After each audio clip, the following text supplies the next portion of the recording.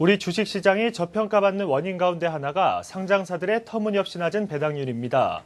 주요 상장사 대주주 자리에 올라있는 국민연금이 저배당 상장사들을 집중 관리하는 등 배당 확대에 나서기로 했습니다. 김종학 기자입니다. 국민연금이 세계 최저 수준의 배당률을 끌어올리기 위해 상장사에 대한 배당 확대 방안을 마련합니다. 국민연금이 5% 이상 지분을 보유한 기업 가운데 삼성전자, 현대차, 롯데쇼핑 등 대기업들의 배당 성향은 한 자릿수고 보유기업 절반의 배당 수익률이 0%대에 불과합니다.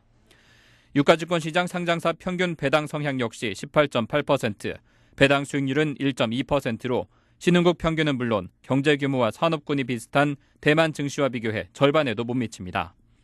국내외 기관 투자자들은 지나치게 낮은 배당 수익률은 한국 주식시장에 대한 투자 매력을 떨어뜨리는 원인이라고 지적합니다. 여실하게 보여준 결과가 현대자동차라고 생각합니다.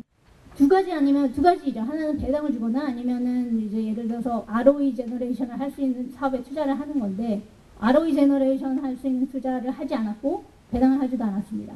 그런 경우에는 30조에서 10조가 날라갔으니까 30%죠. 그러면 30% 디스카운트 효과가 나는 겁니다. 기억하기로는 그 당시에 코락빌리라면 세계 최고의 기업이었으니까 50억 달러의 현금 정도가 있었는데 계속 사업을 하겠다고 배당하지 않고 이것저것 하다가 결국은 파산하면서 현금 50을 다 까먹었어요.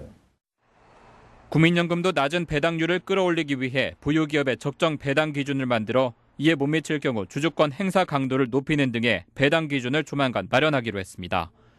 국민연금이 정한 적정 배당률보다 낮게 배당한 기업 10여 곳은 중점 감시 기업, 이른바 포커스 리스트로 지정되고 국민연금이 관여한 뒤에도 1년 이내 배당에 변화가 없으면 명단을 외부에 공개해 압박 수위를 높이는 방안이 거론됩니다. 배당은 주주에 대한 이익 환원 이상의 의미가 있습니다. 특히 기업 지배구조가 취약한 국내 기업의 경우 적정 배당은 대리 문제를 축소시켜 코리아 디스카운트를 해소하는 데 기여할 것으로 예상됩니다. 다만 이번 논의 과정에서도 국민연금의 취약한 독립성은 해결 과제로 꼽혔습니다. 자본시장법 시행령 개정으로 연기금의 배당 확대 요구가 경영 참여 목적이 아닌 것으로 간주되지만 기금운용위원회를 비롯한 국민연금 지배구조 개선 없이는 적극적 주주권 행사에 한계가 분명하기 때문입니다. 국민연금은 자본시장연구원 보고서와 국내외 전문가 논의를 반영해 의결권 행사 전문위원회가 합리적인 배당을 요구할 수 있는 실행 방안을 조만간 마련하기로 했습니다. 한국경제TV 김종학입니다.